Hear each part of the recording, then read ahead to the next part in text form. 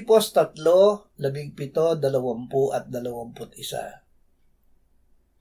Mga kapatid, kayo'y magkaisang tumulad sa akin, at tandaan ninyo ang mga lumalakad ng gayon, ayon sa halimbawang nakikita ninyo sa amin.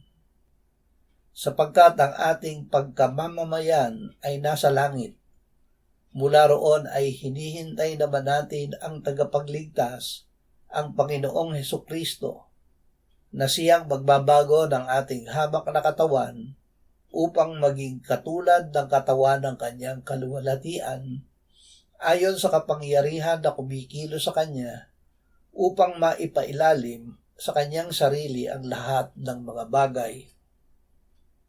Mamamayan ng langit. Paano tayo naging mga mamamayan ng langit, gayong tayo ay naging mga makasalanan? Sinabi ni Apostol Pablo, ang Diyos palibhas ay mayaman sa awa dahil sa kanyang malaking pag-ibig sa atin, maging noong tayo'y mga patay sa pamamagitan ng ating mga pagsuway, binuhay niya tayo kay Kristo.